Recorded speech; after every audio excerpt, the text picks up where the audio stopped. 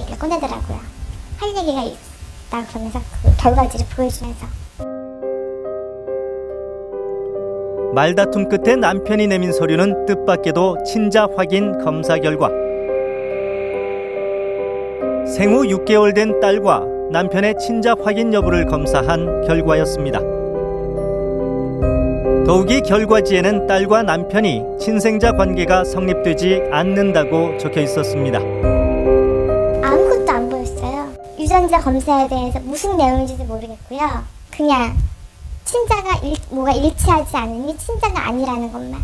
그 검사가 무슨 검사인지 용어도 어렵고 생소하고 관심도 없던 분야이고, 제가 통보를 받은 건 우리 아이가 친자가 아니라는 것밖에 없었어요. 분명 뭔가 잘못됐다고 생각했지만 결과에 오류가 있다는 말로 쉽게 끝날 문제는 아니었습니다. 그런 결과지를 듣고서는 저한테 얘기를 하시는데, 제가 그 상황에서 뭐 하늘이 알고 땅이 알고 내가 너무 억울하다고 한들 누가 나를 믿어주겠어요. 정말 드라마에서 어디 TV에서 나올 법한 일들이 지금 내 현실에 닥쳤는데, 이게 단순히 내가 아니라고 우겨서 끝날 일은 아니니까.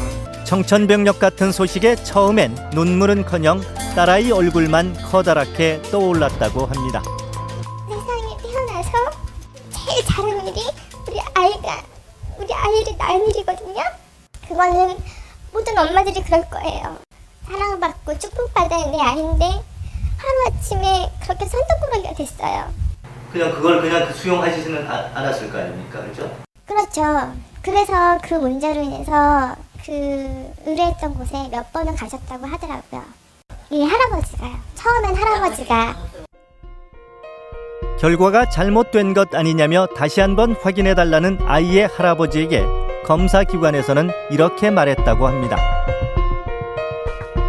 거기서는 오히려 우리 회사가 어떤 회사인 줄 아느냐, 실수할 리가 없고 이게 만약에 실수로 나왔을 경우에는 회사의 문을 닫는 사안이다, 이런 일들이 비일비재하다.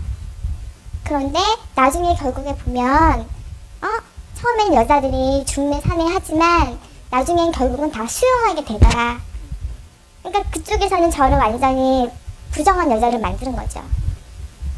그 결과지 하나 놓고서.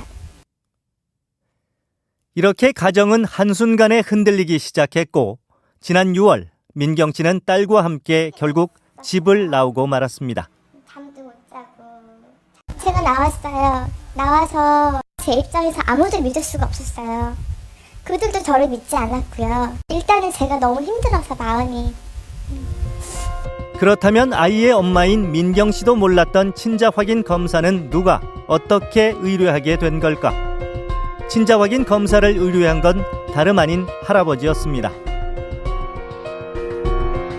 아이의 할아버지가 아이의 아빠와 아이의 유전자 검사 의뢰를 하셨대요. 혼인 중에 생긴 아이가 아니었고, 혼전 임신 생긴 아이였고, 뭐 어르신들 주변 분들의 말씀에 의지해서 뭐 요즘에 다 그렇게 절차를 하니 건강검진을 받듯이 뭐 그렇게 많이 한다더라. 본인의 동의 없이 어떻게 그럼 시료 채취가 가능했나요? 저도 그 부분은 이해도 안 되죠. 용납이 안 되죠. 아이의 부모 누구의 동의도 없이 일사천리로 진행될 수 있었던 친자 확인 검사. 민경 씨는 충격이었습니다. 느낌이 교통사고 당한 것 같아요. 저 그냥 길 가고 있는데, 신호등 켜져서 길 가고 있는데 갑자기 누가 와서 저를 들이받은 그런 기분이었어요. 제3자가 할 수 있다는 자체가 전 용납이 안 되는 거예요. 개인의 알 권리가 그런 생명 윤리보다 더 우선순위에 있어야 되는지. 민경 씨가 결백을 주장하자 이번엔 남편이 직접 딸을 데리고 재검사를 받기로 했습니다. 당초 할아버지가 의뢰했던 바로 그 검사 기관이었습니다. 그런데 결과는 첫 번째와 달랐습니다.